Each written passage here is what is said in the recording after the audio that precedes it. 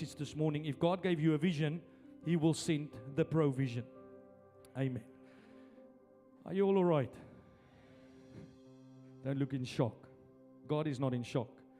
One of the first things that you need to learn around money, we're going to speak a lot about money in the coming weeks. I want to talk about provision because the oil price is going to go up, electricity is going to go up, gas is going to go up, and then you can't find yourself again counting your pennies, cutting your Netflix subscription because your life is tight. If God could provide in the Second World War, then God can provide for you today. Amen. Doesn't matter how much bread costs, He's still the maker of heaven and earth. Doesn't matter what fuel costs, He's still God. If He was God last week, He will still be God this week. You know, I was walking my dogs this morning, Stitch and Layla, the two pit bulls that we have. And as I was walking them, I was just again reminded about how people, because I was taken back in my early formative years as a believer, how everything was connected to the love of God. Now, don't get me wrong, that is everything. Love is everything. Faith, love, and hope remains. So again, you can't have faith if you are not secure in love. That is critical. Jesus gave us 2 commandments. Love the Lord your God with all your heart, all your might, all your strength, and love your neighbor as you love yourself. So I'm not saying that love is not everything. What I'm saying is my understanding of love was warped. So we believe that if people suffer, it's because of love. If people are struggling financially, I always had this wrestle, but why would a loving God let people go through poverty or face hardship? Or why would God not just provide? If God could give 6,000 people a fish and a piece of bread, 5-star meal in the middle of the desert, then why can God not get 500 pounds to your bank account in the middle of a city like Edinburgh? I remember when I saw the hill where Jesus did the miracle of the 5 loaves and the 2 fish, because I went there. And when I saw it, I'm like, there's nothing. No shops. There was nothing. It was a desolate valley. But somehow Jesus blessed 6,000 people. That was actually only counting the men, because they didn't count women and children in the time. So if you were to take average with women, with children, that was 12,000 people present that day. Jesus didn't go and get the leftovers from Pret a Manger. He made a miracle that blessed them with fish and bread. And the Bible says there were 12 baskets left over to take back home after the meal. That's a big miracle. I mean, if you make the math, if I give you fish and chips, if Jesus was a Scotsman, it would have been fish and chips. Come on, amen, if you're Scottish. Or haggis and tatties. Haggis, nibs, and tatties. And in any case, so when Jesus did this miracle, if you were to do that miracle in Scotland, just for the people in this room, let's say there's 100, 150 people here today, just to do that miracle for you would cost me 5,000-6,000 pounds. Do the maths. So how is it possible then, if God can do that in the middle of nowhere, does Christians struggle because they never have sufficient? Now everyone has to start planning again because we're facing a crisis. And I'm not saying it's wrong to plan. What I'm saying, it's wrong to be consumed with fear and anxiety because you've never experienced the prosperity and the blessing of God. That's wrong. So I asked these questions as a young believer. Everything was about love. Everything. So we would wrestle day and night. Does God love us? Does God love people? And the Bible says God is love. He doesn't love you. He is love. That's all He does is love. So if He loves, then why am I without food? If He loves, why is my life going nowhere? Come on, I'm preaching better than some of you looking at me now. Well, these are hard questions. That's why people go silent, because your heart is convicting you like, but Pastor, are you saying my life should go somewhere? Well, let me ask you this question. I've got a son, he's 6 years old. What is my greatest desire for that young man? It's to grow up. I want him to grow up. I want him to live his life successful. I want him to conquer barriers in his life. Some stuff that even his own father could not conquer, I want him to conquer one day. Because any good father that's got a wholesome relationship for his son will believe that his son will achieve in life. But somewhere religion taught us that God created you just to live this life. Just pay your bills. Stay single, and if you get married to the first one that comes along that's willing to accept you. Well, that's why people go on online dating, I believe. Because why can't you wait? Why can't you wait? I waited, and I found the right one. We married for 20 years, and our marriage does not look like a duct tape, pieces put together, can't stand each other, bearing with one another. My wife squeezes me so tight at night. I'm like, listen, I just I'm like a teddy bear. It's not like it's like, ooh, I love you. I'm like, hey, it feels like we got married last week. That's how I believe it should be. You know how your kids greet you parents when you're away? When they run to you and they just grab you. Why is your wife, when you get home, like, hello?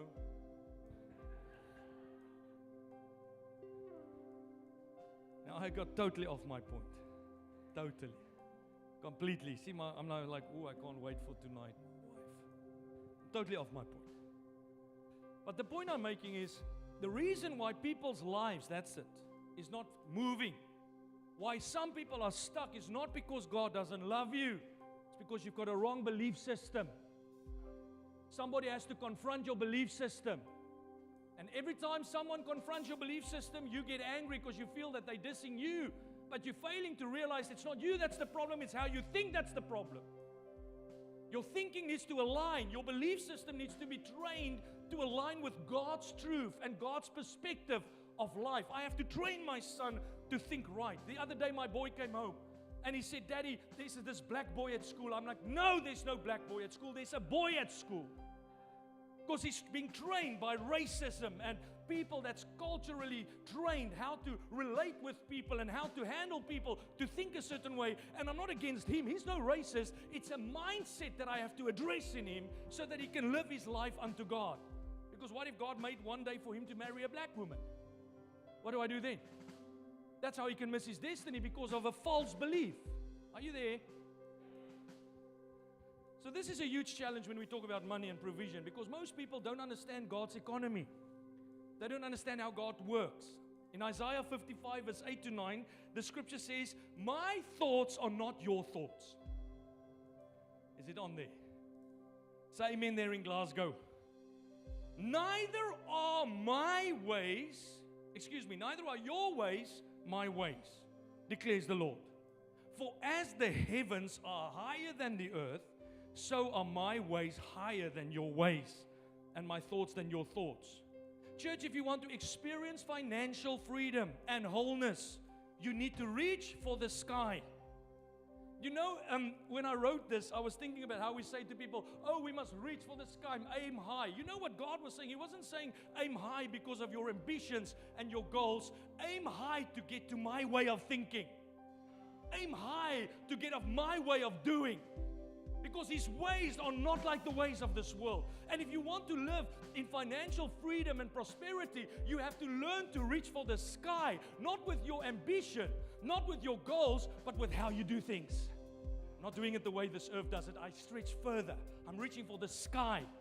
Because as my ways are like the heavens above the earth. See, God wants you, it's not opportunities nor ambition that will make you accumulate wealth in your lifetime. It is maturity as a believer. Now, I know many people are rich and people make money out there in the world, but have you met them? Have you sat with them? Have you heard what keeps them occupied? Have you spent time with them in leisure and social and see how they drink and swing with girlfriends and boyfriends? Rich people that I know that doesn't have any covenant connection in marriage. They swing. They tonight sleep with another girl because it's fun. It's all about the flesh. And what they don't realize is that they are getting more and more depleted from the life of God. Because there's nothing wholesome in your life if you cannot stay pure. What's the point? You become stinking rich, but you're a prostitute. What is the point? Do you know what happens to you emotionally and psychologically when you sleep with different men every day? But it's celebrated in our nation. No one cares, no one talks. Ads on prostitution is like ads back in my day when I grew up about pornography. Very quiet. So now people make a lot of money. We had a girl once in our church that was in prostitution. She made a killing. But I tell you, that is the kind of riches that the Bible says brings suffering and pain with it. When the Lord blesses you, you become wealthy, but He adds no sorrow to it.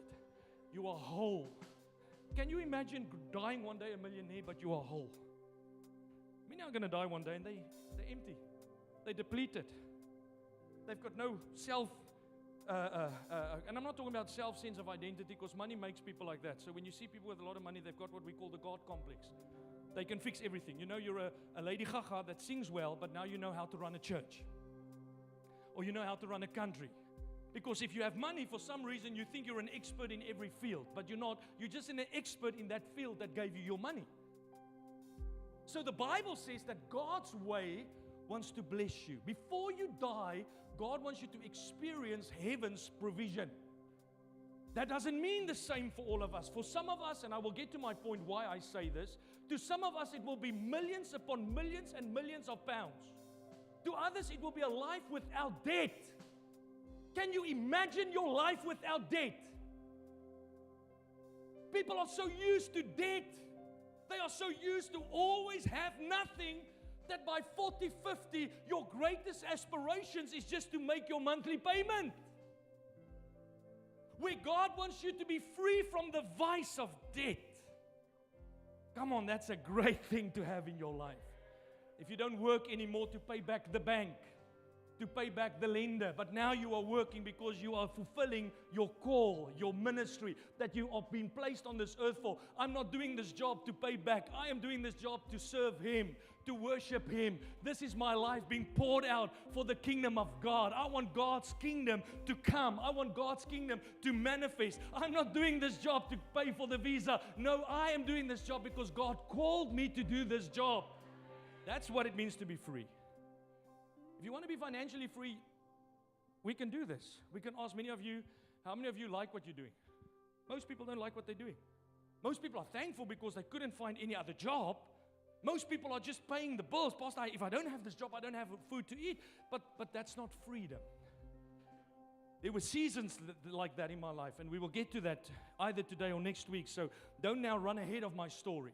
Stay with me because I'm taking you through stages. But there were seasons of my life where I had to do things I didn't want to do, but that was only a season. That wasn't the destiny. That wasn't my forte. Because I had to learn, like Abram, that God wants to increase your life. God wants to provide in your life. God doesn't want you to always have pennies to put together. There was a time where I didn't make payday. There was a time when I needed people to bail me out every second week to pay my debtors and my creditors and my bills. But God has become real in this area of my life. God started to increase my life. God started to bless my life. God started to provide in my life. God started to answer prayers that no one else could answer when I got this revelation. Are you there? See, I don't believe that when God says reach for the sky, it's about opportunities or ambitions. God was talking about reaching to accumulate wealth His way. Get stinking rich, but do it heaven's way. Do it heaven's way. Don't manipulate. Don't control. Don't get obsessed. Because many get obsessed with money. They get obsessed with having more. Many wants to. You know, when people, we had a guy in our church one year, he said he will give into the offering, and then he came with an agenda. That's why when people start talking like that, I distance myself. Because why do you give with strings attached? You want to control people. That's oftentimes what happens with people that have money that's not wholesome. They use their money to get the attention to themselves. So if you help people, you should actually bring the attention to God. He's the provider, not you. You are the channel through which this provision came. So many people are not whole. Some have money, but like I said, that's all they have is money. God wants to teach you to have a wholesome life. When you have money, the money doesn't have you. When you have money, you are able to release the money. When you have the money, you are able to still stay humble and keep perspective of the way God has called you to live your life. You don't become self-inflated. You don't become egotistical. You don't suddenly have all the answers. Listen to me, young men. I don't care how many millions you have. You don't know what it takes to pastor this church. So keep your opinion for yourself. Oh, pastor, I would never do it like that. I know. That's why you're not doing it. But that's what money does.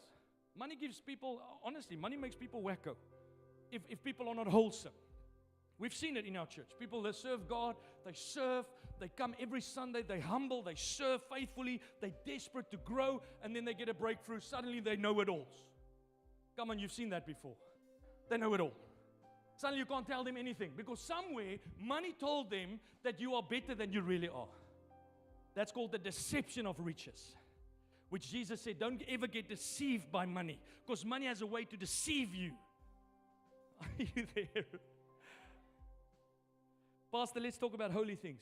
How you handle money is a holy matter. Money is unrighteous, but your dealings with money is very holy. As a matter of fact, how you deal with money, the Bible says, will determine how much God can use you in the kingdom. Go read it. Jesus said, unless you are faithful in unrighteous mammon, you will never be entrusted with the real riches of my kingdom. So you want to be used by God in the things that matters to God? Learn how to work well with money. That's a holy matter. Not the money, your dealings with money. Amen. Why did you invite me today? This guy wants to talk about my money. I don't want to talk about your money. I want to talk about vision. And I want to talk about provision. Financially wholeness means the following.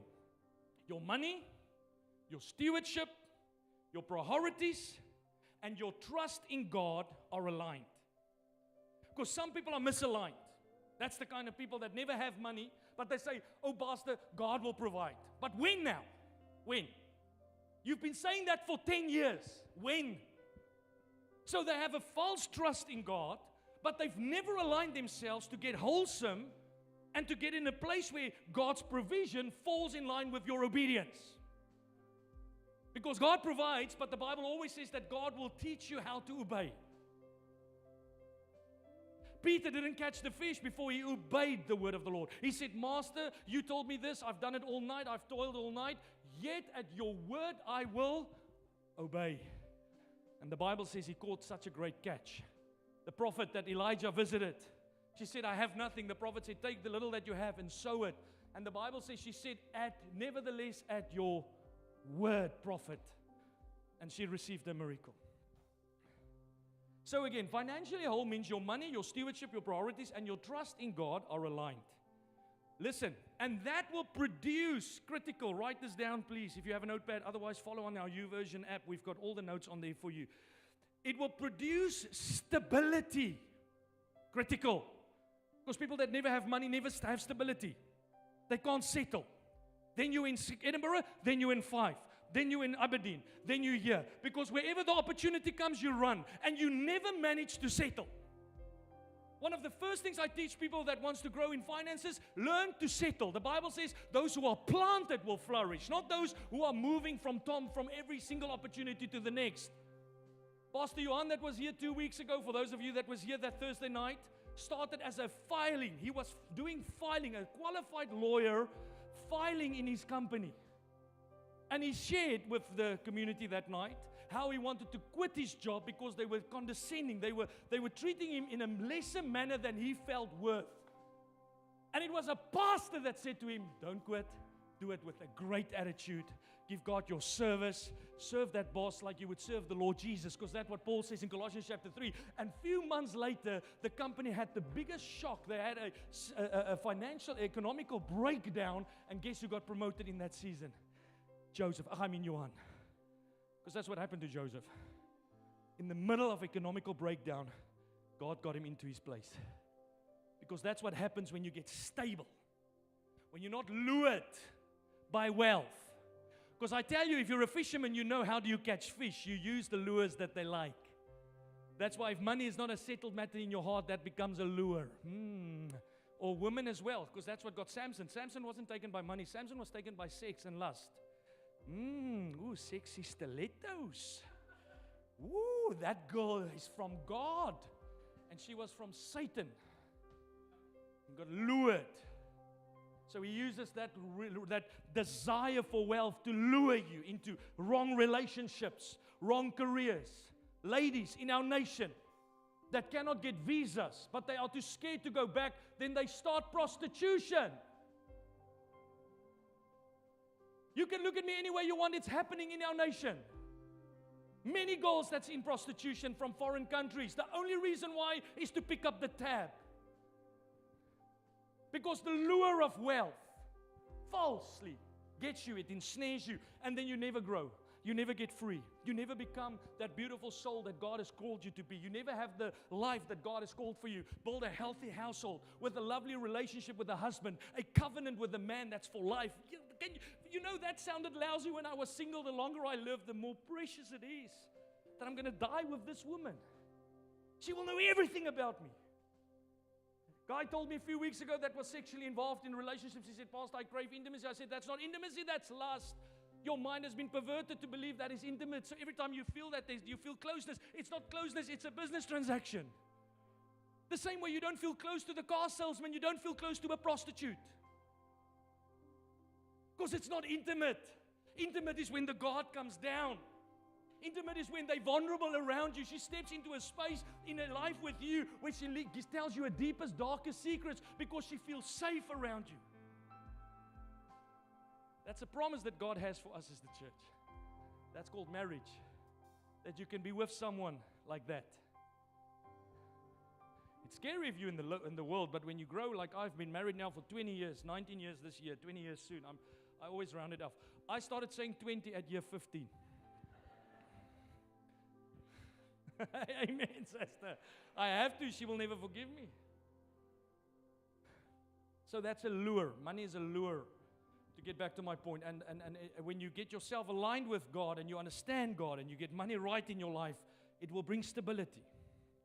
Because there's no reason to chase for it anymore because God is my source. And if my time comes, COVID ain't not going to stop it. A third world war cannot stop it because God never asked the permission of the government to bless you. My biggest miracle happened in the year of 2020. When everyone was facing furloughs, when everyone was being put on the dole, I got my greatest promotion. Why? Because it was my day. And no man can stop what God wants to do in your life. No man can stop it. No man. The longer I serve God, the more I come to realize no man can stop it. Not your husband, not your wife, not your mom, not your dad, not your culture, not your race, not your intellect, not your pastor, not your church, not your city, not your economy, not the boss, not the bills, not the energy providers. No one. If today is the day, and the master returns, like he said to the stewards, I'm going to leave you and I'll come back. And when he comes back and he sees, I'm talking God sees all things, but you understand, I'm trying to illustrate. What you've produced with what he's given you, everything will be secondary. God will just say, it's time to promote. And there you go. So it produces stability. It produces freedom from destructive debt. I need to teach more on debt because I've said it a few times, debt is not good, but there are good debt. But most people are bound by destructive debt. So they use credit cards to buy clothes. Destructive. Use credit cards to fly Jet2 because the tickets are cheaper now than then. No amens. My days, you know you're digging deep if people don't even, because everyone's like, we had a saying in Afrikaans, vat so. Skryf jou. It's when our dads used to give us a little bit of a correction. Because people do that. Listen, why did you buy this on credit card? No, it was £50 cheaper. Well, the interest in the next 6 months is going to kill. That £50 is going to look like nothing. And you know what's even worse? It's not the £50 interest. It's the mentality that you're not confronting. Because that mentality stays even after the interest is paid off. That's why balance transfers is such an evil. Cash day loans. These adverts that says, oh, are you short this month? We love you. We've got a Valentine's deal this month. Valentine's deal. Come to us and we'll give you 2 weeks interest free. And then at the bottom of the screen, on day 15, 340% APR. And you're like, it ensnares. It ensnares you. It takes you down. And you spend your entire lifetime. My pastor said to me one day, what takes you 1 day to accumulate in debt takes you 7 years to pay back. And that's if you're lucky. Most people take even longer. Amen. So God wants it to produce stability, freedom from destructive debt, generosity, and peace rather than anxiety about money. Oftentimes when you raise the topic about money, think about it, what stirs in you? Is it anxiety or is it peace? If you have to go, that's why many people don't want to budget. Many people don't want to look at their spending every month, because you know what you feel like when you look at that ogre. Because this sucker every month wants attention, and he keeps embarrassing you. I'm talking about your Excel spreadsheet. And what you do now is you avoid that. You just spend, and you don't realize that it ain't going away. This thing is growing, and you consolidate.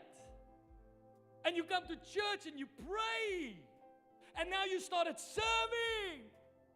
But you're still not whole when it comes to money. And that is why today I want to talk about this.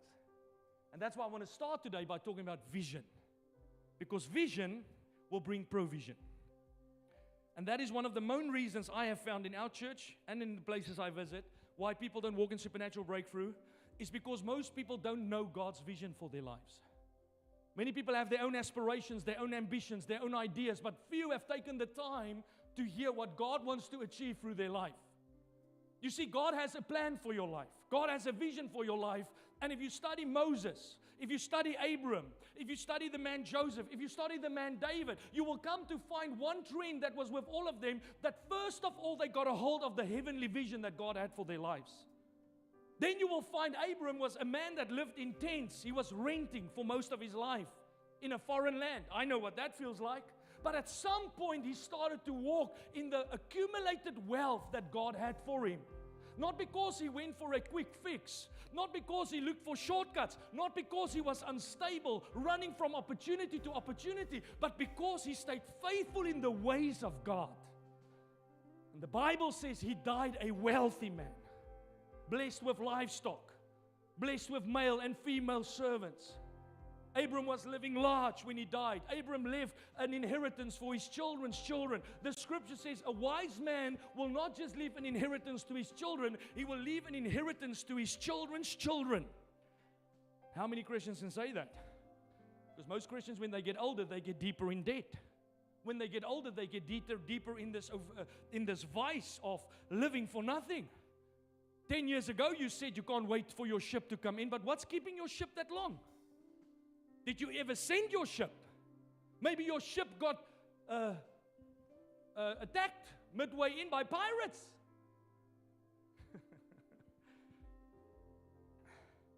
Most people don't understand why they are here.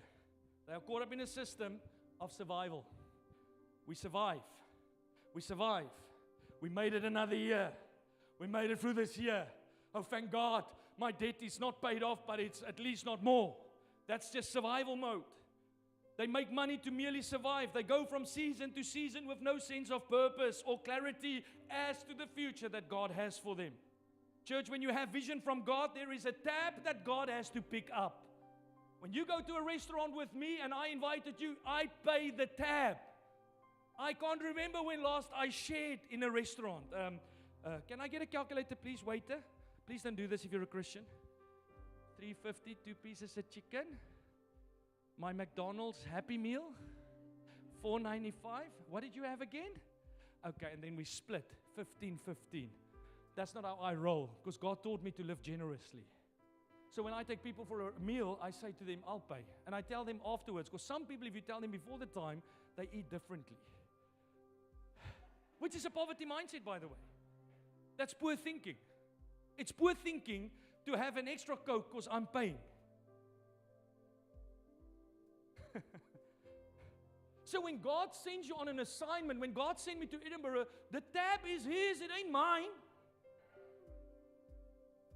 Now I had to learn how to manifest the promise, and I had to learn how to walk with God and how to minister to God. Miracles don't just happen. The Bible says you need to work the miracle.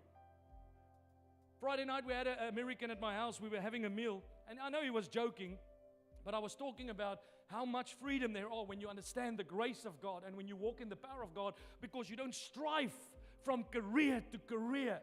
You get used to promotions. Some of you are used to plateaus and used to getting fired, but the Lord your God will promote you.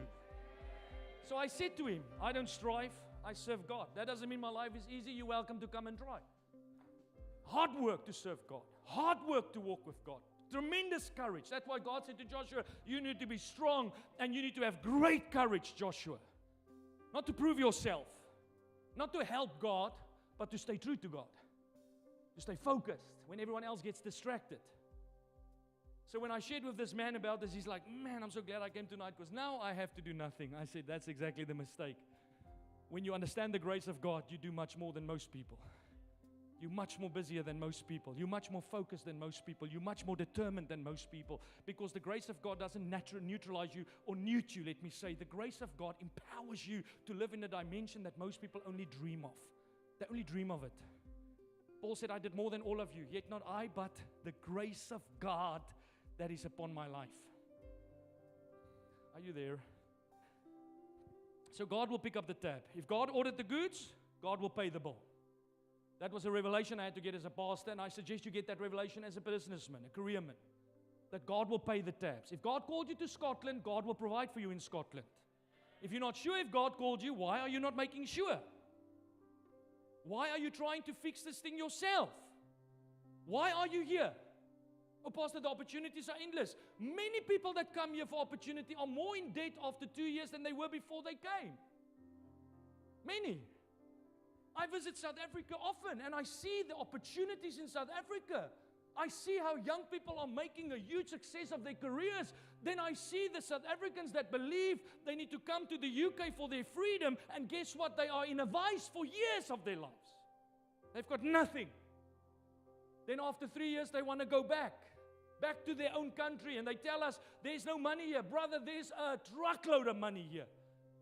There's opportunities here that will bless you behind your wildest imagination. The issue, however, is why are you here? Who sent you? Because I know who sent me. The Lord Jesus sent me. And if He sends me, He has to pay.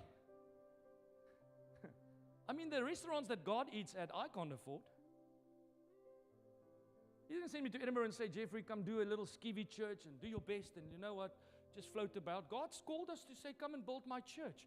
And then you know what He said to me one day? He said, I want to make a statement. I'm like, you do it. And guess what? He wants to do it through me. So what does that mean? I'm not going to panic about this tab. It's your tab. You know what Pastor Rick Godwin said to God one year? He said, I give you 6 months. If you don't do it, I'm out. God called him to the ministry. He didn't want to do it because most people think you want to do ministry. You don't want to do ministry. You run away from ministry. It's painful to do ministry. But God gets a hold of your life.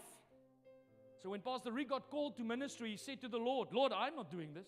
You better get this thing right or I give you 6 months, I go. Not arrogantly. This is honest conversation between us and God. Where sometimes we say, God, we cannot carry this load. If you called me to live in the United Kingdom, it costs 2,000, 1,500 pounds a month for rent. It costs 400 to 500 pounds a month for energy. And if your energy is lower than that, you're either in a rate from 222 or there's a surprise coming your way by October.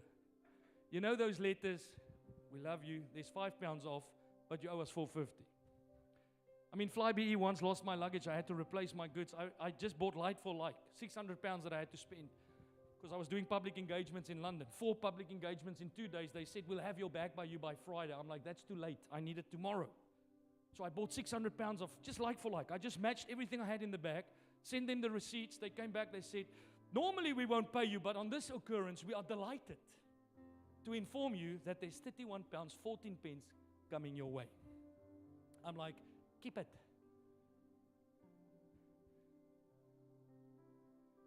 So if you're in Scotland, you need God to pay the bill. It doesn't make sense to me that I come into your house, the heating is off and you're always sick. Oh, I mustn't say these things. This is not Africa. This is the United Kingdom. The Middle East, when it's winter, is what? Temperatures? No, don't. 13. No one is from the Middle East. I'm not criticizing. Does it get sub-zero temperatures? So you can't come here and want to live with that mentality. Here you have to adjust to this environment. Have to adjust. I remember in London, every time I walked up to a Starbucks to buy a coffee, my head would be like, what's this going to cost me in rands? Because I come from South Africa, rands. I'm like, yeah, coffee's expensive here. And the Lord told me, if you keep thinking like that, you will stay poor. You will never have enough. So I stopped thinking like that. And I started thinking with the mentality that God sent me. So if I want a coffee here, God knows what a coffee costs here. Is this making sense to anyone? So many people don't know why they are here. They don't know why they're in Scotland. And that doesn't mean you're a foreigner. You can be a Scottish man, brought up in Scottish soil, and you're as disconnected from your purpose as anyone else. You can be in church all your life and still not know why you were saved. Still don't know. And it's okay not to know, but it's a danger not to figure it out. It's a danger to make the pursuit riches and career, but not rather set your gaze on understanding the why. Lord, I want to know why. Forget that opportunity. Because when I go there, it changes nothing if I still don't know who I am and why I am. Why I am. Why me? Why here? Why now? Vision. When God showed Abram, I'm going to make you the father of many nations. Abram saw what God had in store. And guess what? Abram died before that promise was fulfilled. But he died true to a vision that God showed him about his life. Many people don't live like that. They run from pillar to post. Run from opportunity to opportunity. They sing the songs. Listen to me. When their visas expire, they just quit. When they lose their job, they just quit. I can't quit. Even if I lose my job. Why? Because I was called to do this by the God that created me. Few people have that revelation. Few people. So when you have vision from God, the tab is His. He ordered the goods, He will pay the bills. Is there not cameras up in Glasgow, Mark? Because I don't see it. So who did you guys put it up for? For them? Yeah, but I need to see, there's a point for that. Sorry, I just want to see the people in Glasgow. You know, people are weird. They're like, why do you want to see the people in Glasgow? So when you do a Zoom, do you put the cameras off or on? It's nice to see. That's why we put the camera on. Okay. Noah. Genesis chapter 6, what happened? God spoke to Noah. Noah, I want you to do this for me. We have a church today that says we want to do this for Him. We're not doing it for Him. He told us what to do for Him. It's not our attempt to please God and earn the points and get the brownie points. We are not making disciples because we have to, otherwise God can't use us. He said, go and make disciples for me. Like He told Noah, Noah, go and build an ark for me. Think about that. And since God put His name on it, guess who provided the goods? God provided the goods. Anybody watched Evan Almighty? It's a good story where he builds this ark. So Noah got the instruction from God. God said, go and do this for me. And God sent the resources. God will send the resources. God knows how to get you to your promise. God knows how to get you to that destination. The issue is not whether you have enough money. The issue is, are you walking in the ways of God? There's oftentimes not enough money to do what God called me to do. 99.9% of the time, the money comes later. I can maybe have 1 or 2 times in my life where God spoke to me about something that I had the money to do. 90% of the time, it's a walk of faith, keeping my eyes on Him, keeping my courage in the Word and the way how God will do it, not letting fear grip my heart, not letting an economical reporter that you've never met grip your heart. They have all the right to give you the facts, but they don't know the God that sent me on this assignment. He called me. And if He called you on the 1st of January 2026, Donald Trump ain't going to stop Him. People don't have that revelation. So now you come into ministry, God called you, first obstacle in the way. Oh, I don't know, Pastor, but how must I pay my bills? I don't know. Go ask God how you should pay your bills. He called you. I didn't call you. I'm not your God. I'm Pastor Jeffrey. You forgot. Because people worship the preachers. They worship the clergy. That's why you get so offended when the clergies make mistakes. But you're not supposed to worship the clergy. You're supposed to worship the Lord your God. You're supposed to obey the Lord your God. If He called you for something, if war breaks out, He knows about it. Moses. God called Moses to do what? To deliver his people. And what did he have? He had a staff in his hand, and he had to lead one of the greatest liberation stories throughout the history of mankind. I asked, last night I asked Rocco, I can't remember, I said, listen, is the story of Moses the greatest liberation story of mankind ever? He said, there's never in the history of mankind been a greater liberation story as Moses leading the Jews from Egypt, and he did it with a staff in his hand, but a vision that God gave him in his heart. You go for me, Moses. You're not going for the people. You're going for me. And Moses is like, but I've got a stutter. He said, I don't care. I only have a staff. I don't care. But God, how will it happen? Just go. I'll show you. Many people lose that. Many people. They run from opportunity to opportunity. You're a young person running from relationship to relationships. You know why you never get your victory? Because you've never surrendered to the way that God does it. Some of the young brothers in our church. I mean, I tell you now, there's people in our church that did it this way, that got married sooner than those that's got a different date every second week. And you know what's the problem with this, the devil's way? The devil promises you everything, but he never leaves you the way he finds you. You will always lose.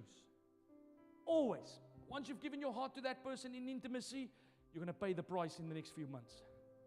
I said to a gentleman recently, I said, you've put a pause on your life where God could have taken you in the next 2-3 years of your life to live a great life, to live successfully in your life, to experience the promises of heaven. And because you've partnered with sin, you've put a stop where God wanted you to excel.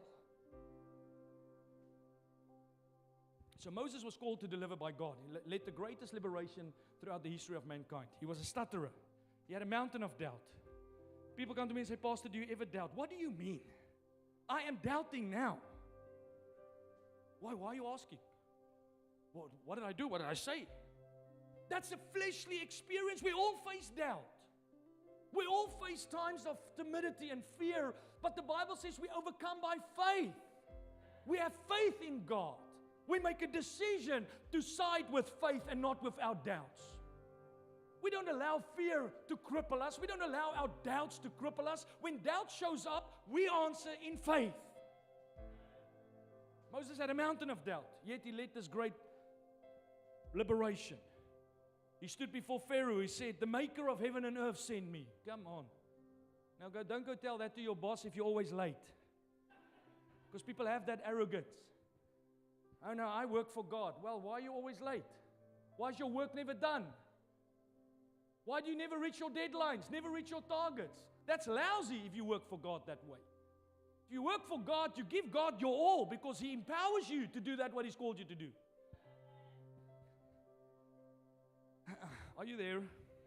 Church, where God guides, He provides. Where God leads, He feeds.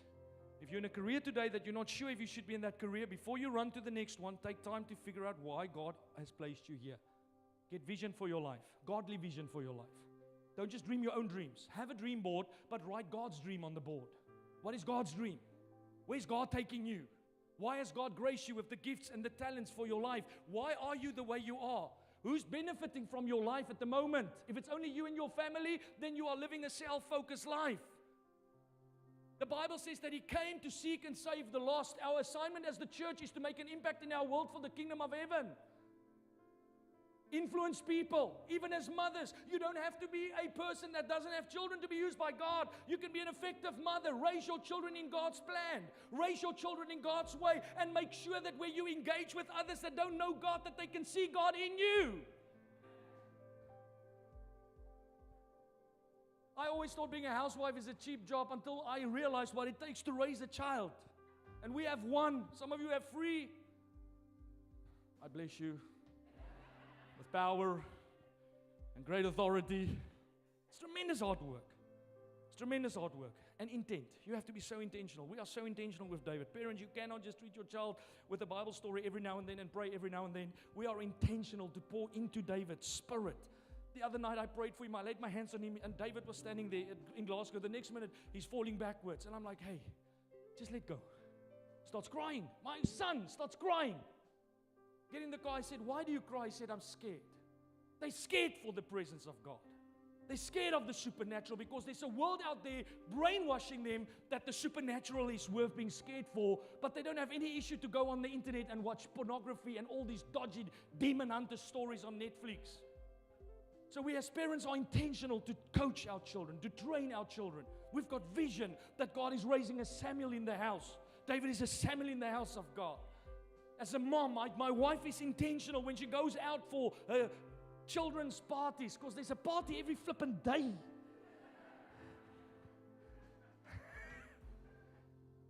Come on, moms, you know that's an absolute. Every party, we arm David. Go as the light of God. Go and tell them about your Jesus. Tell them about your church. Last week, one mom texted my wife. She said, listen, I was so humbled. Because the way the kids are, they're standing there and they're getting their food ready. The next birthday, David says to the mom, hey, I want to ask God for grace. I want to say grace. So she says, okay, pray. And he's like, Lord Jesus, I thank you for this meal. Thank you for my life. Intentional to raise your children. Vision. Godly vision. Not for kids that is successful in careers, but you forgot that your child has an issue because they've been molested when they were young, which happens, by the way. And you've put all the focus on their career and you've never been intentional to help them to discover the voice of God and get forgiveness for that pain. Or healing for that pain. So I'm not talking about this vision for you and your life, your pension plan and your holidays and your comfort. Every time you dream a dream for comfort, you must know that's not a godly dream. I'm not saying it's wrong, I'm just saying it's not God. Because there's nowhere in the Bible where God settles for comfort. Everywhere where people got comfortable, God says it's time to step out. Go further. Are you there? So I'm not talking about self-ambition. I'm going to give you 5 more minutes, 10 more minutes. Can we get the camera in Glasgow on there, please? And my clock. I need to see my clock. I'm talking about a heaven-inspired assignment and vision. That's when God calls you for a job, and that job will always be to make an impact for the kingdom of heaven. So don't ever tell me, Pastor, God called me to do something, but you never make an impact for God. Can't just be your bank account that's growing. Can't just be your wife that's got more holidays. Can't just be your family that's just more comfortable every weekend. It has to make an impact for the kingdom of heaven. That's a godly vision.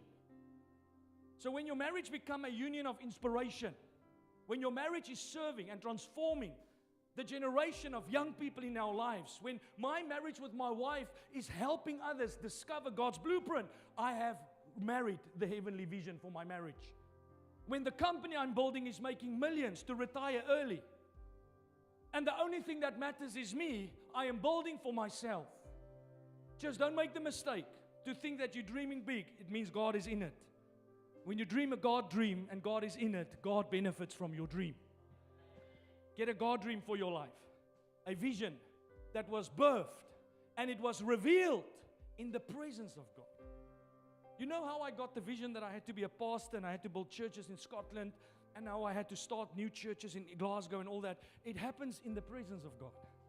When I take time out to pray, seek His face, just pour my heart out. Because sometimes you get lonely or you get desperate or you get frustrated because you go through life and like when I hit my midlife crisis, that is as real as it gets. People think it's not real. It is very real. I hit my midlife crisis when I was 37. Didn't have a son, no children, married, no money. Nothing. Gave my life in service of God. And in those moments, you want to run after opportunities. You want to run for voices that will affirm to you what the world already wants you to do. But it's in times like that that I had to learn to run into the presence of God, to pray, to seek His face. Speak to me, reveal your plan for my life. And like He did with Abram, God showed me the vision for my life. And it was not a vision to enlarge the De Bruyn household. It was not a vision to build the De Bruyn empire. It wasn't a vision to just get my visa so that I can run on to the next project. It was a vision to make a difference for God here in the United Kingdom. That's why I've never had a problem to get a visa, by the way. Some of you will never get a visa because you don't know why you are here. You want God to play by your game instead of saying, Lord, not my will be done, your will be done. What's the point you come to Scotland to make money, to find love, but you never discover the will of God for your life? I asked somebody the other week, I said, are you living God's will for your life? They said, I don't know. I said, you need to find out. Find out. God has a plan for your life. I have to discover God's will for my life. I'm not in Scotland because South Africa didn't want me. It wasn't the easy choice. It was the godly choice. Surrendered choice to say, Lord, not my will be done, but your will be done. And because I did it, the Lord provided in every single way He promised me He would. Gave me the visa, gave me the wife. He promised us a child. He gave us the child. Many people don't know the will of God. Many of you are not in the will of God. You're just doing what you want to feel, what you feel like doing. And when people ask you, or pastor asks you, hey, are you serving the will of God? Pastor, I don't know. That's okay. I had the same response when I was a young Christian. But at some point, you need to get resolute about the call upon your life. Is this helping anyone? There in Glasgow. I hope it's helping you. Now I can see Glasgow. Wonderful. You're awake. Praise the Lord. So 4 signs. I'm going to close with this. Don't come up, band, because this might take 4 hours. I won't keep you that long. We will be out here in a few minutes. There are 4 signs that a vision is not from God. So I want to help you tonight or today. You might feel that, Pastor, I have a godly vision, but I'm still not seeing the provision. I'm still stuck. Don't get promoted. I don't see victory. Why? And you're frustrated. But maybe you thought that vision was from God, but it was actually a vision birthed by your own desires and wants. How will you know? First thing, self-ambition. In Genesis 11, let's read this together from verse 4. It says, they said, come, let us build ourselves a city and a tower which tops the heavens. And here's the key I want you to see. Let us make a name for ourselves. So if you are busy making a name for yourself, young man, young woman, or if you're building because you want to invest in yourself, it is a selfish ambition. It's not the vision. God didn't say, Abram, I'm going to give you a name. He said, I will make you famous so that the world will know who I am. I will bless you, Abram. To what? To be a blessing. People say, Pastor, I have a vision. God wants to bless me. And I'm like, but if you are so blessed, why is no one else blessed because of you? Who are you impacting? Who's the people who's developing because of your voice, because of your input? Christianity is not a self-serving religion. This, as a matter of fact, is the only religion that is built on the altar of sacrifice. Surrender. And the more you lay down, the more God uses you. The more you let go, the more God uses you. And you are not the beneficiary. People will be the beneficiary. People have selfish dreams. And then they put God's name on it. Oh, I'm going to build this big church for God. Did God call you to build that big church? Listen, I don't want to build a big church for God because I can build a massive church for God and I can still miss God's will for my life. What if God called me to be a lawyer and I'm a pastor? I will get no reward for my services on the earth. Because it's not to do stuff to impress Him. We don't do this to impress God. We do this as our surrender to God. To find yourself in the landscape of life. Why did heaven put you here? What a question. Why am I here? And you know what? The older I become, the more resolute I become about my heavenly vision. The more resolute I become to make a difference for God because I've got one life to live, one life. And what matters is not how much money I have in the bank. It doesn't matter how much I've gone on holiday. All your trips that you keep on going on that you think is changing the world and it's only changing your world, it's not going to matter one day when you stand in the presence of God. All that will matter is what did you do with the life I gave you? So they said, let's make a name for ourselves. Selfish ambition. The second sign, how you know that a vision is not of God, is it makes you independent of God. You can do this without God. That's the kind of people that say, oh, Pastor, I'm now so busy building my company, I can't come to church. Or, Pastor, I just need to pay off the mortgage, that's why I can't give to the Lord. I can't tithe and offer, because you are actually building that house for yourself. When I got called into the ministry, I lost my salary. I was earning between 32 and 35,000 a year. I can't remember what it was. And the Lord called me to ministry. And when the Lord called me to ministry, the church that I was to be a minister in told me that they can't afford me at the time. I didn't go to, what's it called, Read or Indeed or what's it called, the ones you guys, I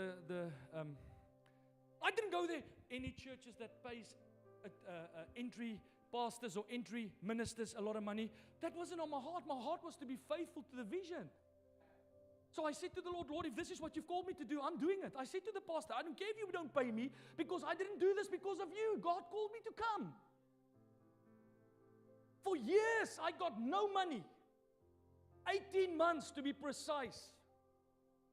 And in that time, I still tithed faithfully, believing that the word of God is true.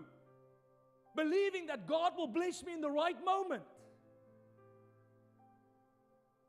I didn't put a pause suddenly on obedience because I'm called. Pastor, God called me to build this business, and that's why I can't preach the gospel to anyone. That's why I can't serve anyone. That's why I can't give, because now for a season, God said it's all about me. It is never about us. It's never about you. And Joseph had the proof in the pudding, because throughout Joseph's life, every season, Joseph was dying to himself. And that's why many people don't have a God visitation, because they would become independent of God. Oh no, I need to build my wealth. I need to build this thing. I need to build this company. I need to take time out. Why are you never in the presence of God? Why do you never pray? Do you still press into God? Oh no, Pastor, I became too busy. Too busy doing what? What made you so busy? Why would God give you a vision that pulls you away from Him? Why would your marriage pull you away from God if it's a godly marriage? Why would your children lure you away from God if those children come from Him? If you can do what you are doing without God, it's your vision, not His. If it's impossible, and if you will never see it come to pass unless God gets involved, you are moving in the right direction. In Numbers 23 verse 19, the Bible says, God is not a man. He will not lie, or a son of man that He should change His mind. Has He not said, and will He not do it? Or has He spoken and He will not fulfill it? The third thing that will show you that your vision is not from God, the band can come, is when your vision is self-serving and self-seeking. I want to ask you today, who is the beneficiary of your vision? Who benefits from your journey to the top? So many people say that God breathed on this vision, but the only beneficiaries is the immediate world. Not the kingdom, not the lost, but only their world. I want you to think about Joseph. Joseph got a vision. He got a godly vision. It was a scary vision. Joseph was a young man. He had a dream one night, and in the dream, God showed him that he will be the leader of nations. But after the dream, Joseph went on a journey of discovery, a journey of surrender, a journey of development. And in that journey, you seldom find the Bible say, in this season, Joseph made it about himself. In every season, the Bible says that Joseph served the people. When Joseph was in prison, he served the cupbearer and the bread maker. He served the king of if I say king, I mean the general, or whatever you would call the manager of the prison. The Bible says he was so faithful to that manager that the manager entrusted to his care a whole quarter of the prison, and he never even investigated Joseph's service because Joseph was that faithful. So while Joseph was in prison, he served. That's why Joseph's story is so beautiful. That's why Joseph's story is so powerful. That is why God trusted Joseph with the seniority of the authority and the power that he was due, because of the process that Joseph went through. And in every season, Joseph remained faithful. When God put him in Potiphar's house, what does the Bible say? He served Potiphar with such diligence that the man knew that the favor of God has come to his household. He was blessed. Potiphar was blessed. Potiphar didn't want to lose Joseph. Joseph was a Jew. Potiphar was an Egyptian. There was racial tension. There was issues between Potiphar and Joseph. But yet, because of Joseph's posture to serve the godly vision, he eventually became the man that God promoted through all those seasons until he manifested the final show. That's when he became the head of the state. In Genesis 39, the Bible says, for the time that God made him an overseer in the house of Pharaoh, the Lord blessed Pharaoh because of Joseph. How many people is blessed because of you? How many times do you pray, God, make people around me experience what's upon my life? How often in your worship you pull all the attention to yourself? Oh God, save me. Oh God, heal me. Oh God, give me the visa. Oh God, give me more money. Because that's why you will never have godly provision. Because you've made yourself the beneficiary. When you keep God at the focal point, when you keep the kingdom of heaven at your focal point, the Bible teaches us that God will bring what is yours. He said, in due season you will reap your reward. Heaven is watching you. God will give you what is yours. No man can steal what God has intended for you. If it's got your address on it, it's coming to your house. But many thousands, countless of people never get a grip of the vision for their lives that God gave them. They run. They never settle. They run from ministry to ministry, from church to church. Some of you are so confused by all the different online voices that you can never discover the plan that God has for your life. Because every day you eat from a different table. Every day you need another minister to pump you full of information. And you've never come to discover, why did God put me in Edinburgh? Why Glasgow? Why now? And it's only when you come to know that you can understand the provision that God has for your life. In Genesis 50 verse 20, I'll close with this scripture. The Bible says, as for you, Joseph was talking to his enemies. He said, it's his brothers, but they were his enemies. As for you, you meant evil against me, but God meant it for my good, to bring about the many people should be kept alive, as they are today. See, while Joseph was busy writing his story, it looked from an onlooker's point of view that Joseph was being cancelled. Joseph was being persecuted. People looking from the outside thought, but this man's vision will never come to fruition. But it was the exact process that God wanted for Joseph's life. And Joseph remained steadfast. He went through every season faithfully. He kept his heart in heaven. He kept his eyes on the Lord. And he served the Lord. And he honored the Lord. And he was a blessing to the world around him for the sake of the Lord. Not just blessing people because you can get something from them. Not just showing up on time at work because someone's watching, but actually understanding that God has called me in the season of my life to be faithful as a steward in this environment. I'll stop there. There's one more we can carry on next week. If you want provision, get God's vision for your life. God's vision will never lead to the debt. There might be seasons where you will incur. Go study your Bible, please. It's not just always sunshine and roses. There are seasons of great calamity, seasons of great trouble, seasons where you don't have, seasons where you suffer. You suffer for Jesus. But if your life is a suffer for Jesus, it's not Jesus you're suffering for. It's because of your lousiness that you are suffering. Somebody said to me 2 weeks ago, Pastor, I'm just like Job. I said, no, you're not like Job. You are like Job without an end to the chapter. Why is it carrying on so long? Job was 2 years. 2 years. You know why you Job without the end? Because you don't do what Job did. Job came to his senses. You're not coming to your senses. You just keep running as if nothing matters. You never once reevaluated, am I doing this God's way? Because if you do that, guess what? The chapter comes to an end. Jonah was not in the belly's whale all his life. He was in the belly's whale until he repented. So when Jonah missed God, like we sometimes do, he ended up where he didn't want to be. But many of you will stay there because you don't want to repent. You keep thinking the next opportunity is going to be your lifeline. You keep thinking that you know better than God, and all God's asking you is just like Jonah, come to your senses. It's not working. And the minute Jonah repented, he went back and he did exactly what God wanted him to do. And God was with Jonah. And God restored Jonah. Because that's what God wants to do. God wants to show up in your life. He wants to be God in your life. And He wants the whole world to know that He's your God. He's not a false deity. He's not Muhammad. He's not some false prophet. He's the creator of heaven and earth. God never sleeps nor slumbers. He's the provider of mankind. He provides for your needs. He said to Abram, I will provide in your needs. I will provide in your needs. Not the bank manager. I will provide in your needs. You don't have to run to your dad all the time for help. I will provide in your needs. I want to be your God. I want to provide. I want to show up in your life. But have you come to your senses? Or are you still running in your own way? Still doing things your way? You will never know what heaven's provision will look like And all you have to do is just come clean. That's ultimately why we pray about money, is not to get money from you. If you think we want money from you, keep your money, please, please, keep it. Hold as tight as you can to it. Because I'm not here today to get your money. We are teaching you like this so that you will come to your senses. Because some of you, I tell you now, every cent you spend on that visa is money you're throwing down the toilet. How do I know? Because I can see you're not settled in what God has called you to do. I can see it. I got a visa without breaking a sweat.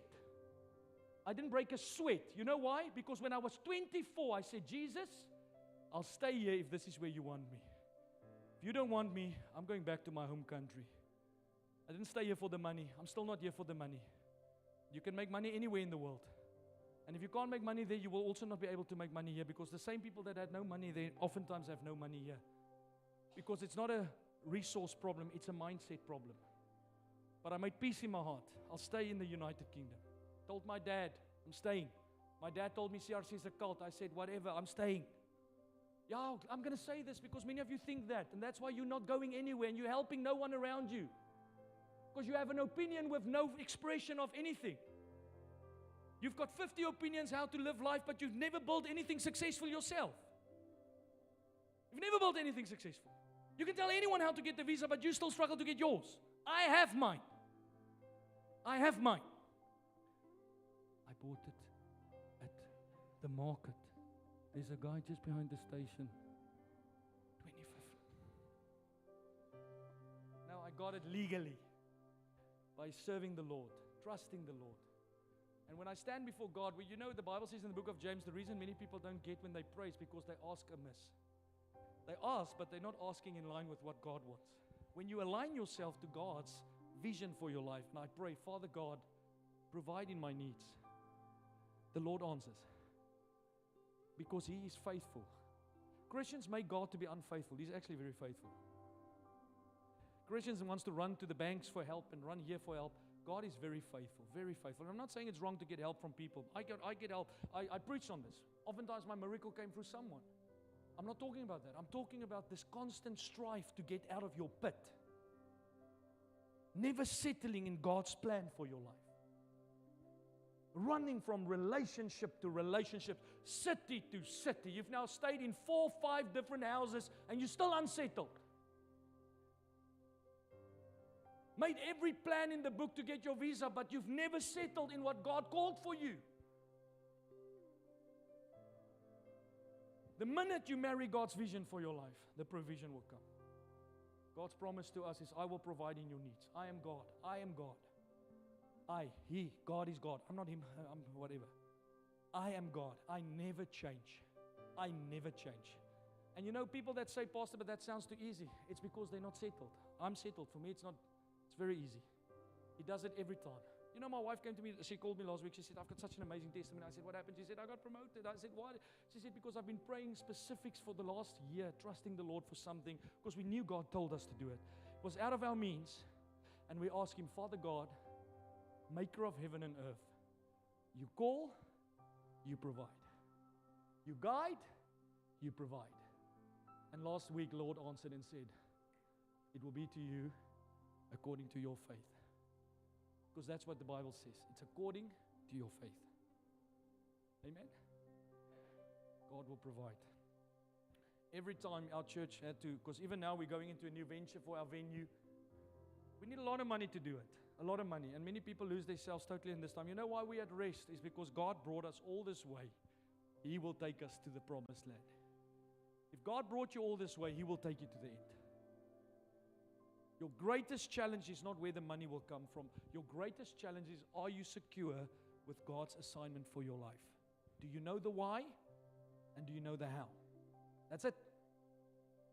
And out of that, God did everything He did in my life to this point. Every house I had to stay in, every single time I needed a visa, every time I asked God for help with my marriage, every time I needed money, every time I needed something, every single time the Lord was faithful. Why? Because of what I'm living for. We live for you. Not to make a name for ourselves, but to make a name for the Lord our God. Through you, Jeffrey, the nations of Scotland will be blessed. Through you, Melissa, the nations of the land will be blessed. I will make you great for my name's sake. Not your name's sake. Amen.